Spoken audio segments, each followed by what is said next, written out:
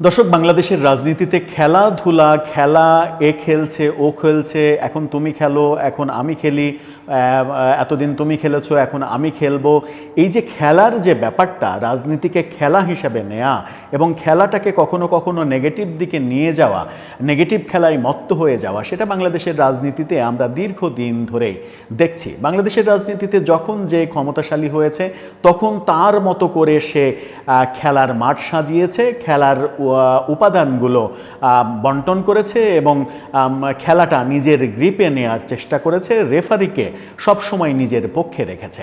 কিন্তু রাজনীতিতে এই খেলাটা কি পজিটিভ অর্থ বহন করে?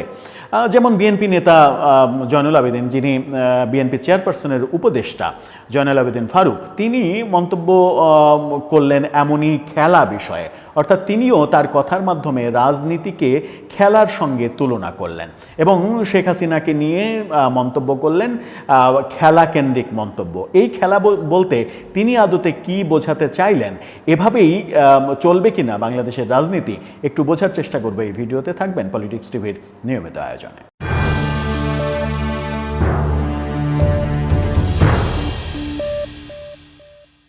দর্শক, বলছিলাম রাজনীতির খেলা প্রসঙ্গে জয়নুল আবেদিন ফারুক তিনি মন্তব্য করেছেন, সময় টিভির শিরোনামটা আপনারা দেখে নিতে পারেন। সেখানে তিনি বলছেন যে এতদিন আওয়ামী লীগ খেলেছে, এখন জনগণের খেলার সময়। জনগণ খেললে ভালো কথা, কিন্তু জনগণের খেলার তো একটাই দিন, সেটা হচ্ছে নির্বাচনের দিন। তাছাড়া তো 5 বছরে যে পুরো সময়টা, ওই নির্বাচনের দিন ছাড়া এই পুরো সময়টা তো রাজনীতিবিদদের হাতে খেলাটা থাকে। জনগণের খেলার অধিকার ওই একদিন, 5 বছরে একবার একদিন সুযোগ পায় জনগণ, সেদিন হয়তো খেলার হিসাব নিকাশ তারা চুকিয়ে দেন কিংবা বুঝিয়ে দেন, যেটা আমরা দেখতে পাচ্ছি 1991-এর নির্বাচন থেকে শুরু করে আমরা দেখেছি 2008-এর নির্বাচন পর্যন্ত কেউ কিন্তু 2বার ক্ষমতায় আসতে পারেনি। তার মানে হচ্ছে জনগণ একে ভোট দিয়েছে, 5 বছরে সেই দলটা নিজেদের মতো করে খেলেছে, জনগণের মধ্যে একটা বিরূপ অবস্থা তৈরি হয়েছে এবং বিরূপ মেসেজ গিয়েছে, জনগণ পোল্টি খেয়ে তার খেলা চেঞ্জ করেছে, নতুন আরেকটা দলকে সে বিজয়ী করেছে। এরকম খেলার যে পরিবর্তন, সেই পরিবর্তনটা আমরা কিন্তু দেখছি। সেই পরিবর্তনটা 2008-এর ডিসেম্বর পর্যন্ত ছিল। এরপরে 2009-এ শপথ গ্রহণের পরে আওয়ামী লীগ খেলাটাকে এককেন্দ্রিক করার চেষ্টা করেছে 2014-এর নির্বাচনের পর থেকে 24 পর্যন্ত। সেটা ভিন্ন কথা, ভিন্ন আলোচনা, এবং সেই যে একপাক্ষিক খেলা, রাজনীতির খেলা, সেটাকেই সমালোচনা করছেন জয়নুল আবেদিন ফারুক। কিন্তু খেলার আবার মানে দল চেঞ্জ, মানে এতদিন ওরা খেলেছে এখন এরা খেলবে, ব্যাপারটা এরকম হয়ে যায় কিনা সেটা একটা ব্যাপার। জয়নুল আবেদিন ফারুক যেটা বলছেন সেটা হচ্ছে যে জুলাই অভ্যুত্থানের মাধ্যমে পাওয়া স্বাধীনতা রুখতে পার্শ্ববর্তী দেশ থেকে ষড়যন্ত্র করা হচ্ছে, তাই এই শঙ্কা দূর করার দায়িত্ব সরকারের। এতদিন আওয়ামী লীগ খেলেছে, এখন জনগণের খেলার সময় এসেছে। জনগণের খেলা বলতে তিনি যদি নির্বাচনটাকে বোঝান, যে আগামী নির্বাচন হবে, তাহলে সেটা ঠিক আছে। কিন্তু ব্যাপারটা যদি এরকম হয় যে এতদিন আওয়ামী লীগ খেলেছে, 15 বছর আওয়ামী লীগ খেলেছে, এখন বিএনপি খেলবে, তাহলে সেটা জনগণের জন্য ভালো কিছু হলো বলে শেষ পর্যন্ত বোধহয় মনে হবে না। সেটা না হওয়াটাই উচিত। কিন্তু তিনি এই যে বাংলাদেশের চলমান বিভিন্ন পরিস্থিতি, সেই জন্য পার্শ্ববর্তী দেশ ভারতকে দায়ী করছেন। ওই ভারত বিরোধী যে রাজনীতি, এতে করে মানে ধরা যাক যে বিএনপি ক্ষমতায়, এখন বিএনপি ক্ষমতায়, তারা কি পারবে ভারতের সঙ্গে সম্পর্ক স্বাভাবিক না রেখে কিংবা ভারতের সঙ্গে শত্রুতার সম্পর্ক তৈরি করে দেশের শাসনভার চালিয়ে যেতে? উত্তর হচ্ছে যে পারবে না, এটা সম্ভব নয়।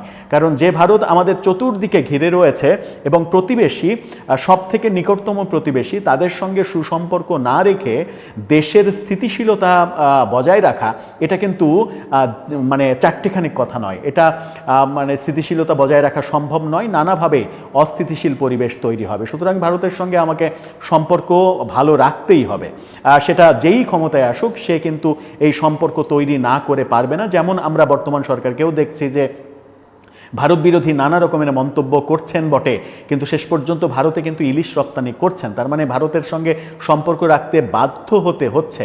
আদানির বিদ্যুৎ কেন্দ্র নিয়ে শেখ হাসিনা সরকারের সমালোচনা করছি বটে আমরা, কিন্তু এই সরকার এসে প্রথম যে মানে বিদেশিদের টাকা দেওয়া, সেটা কিন্তু আদানির বিল পরিশোধ করার মাধ্যমেই প্রথম টাকা দেওয়া শুরু করেছে। সুতরাং মুখে একটা অবস্থান নেওয়াই যায়, বাস্তবতায় কিন্তু ভিন্ন অবস্থান আমরা দেখি। জয়নুল আবেদিন ফারুক ঢাকা বিশ্ববিদ্যালয়ের কেন্দ্রীয় মানে ডাকসু নির্বাচন নিয়েও মন্তব্য করেছেন।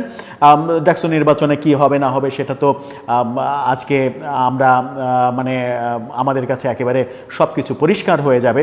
বিএনপি চেয়ারপারসনের এই উপদেষ্টা আরও বলেছেন, দেশে শেখ হাসিনার পতনের পর গণমাধ্যম স্বাধীনতা পেয়েছে। তিনি মনে করছেন যে গণমাধ্যমের স্বাধীনতা রয়েছে, খুবই ভালো। এই মানে বর্তমানে যে স্বাধীনতা রয়েছে সেরকম স্বাধীনতা যদি বিএনপি অব্যাহত রাখে তাহলে আরও খুবই ভালো।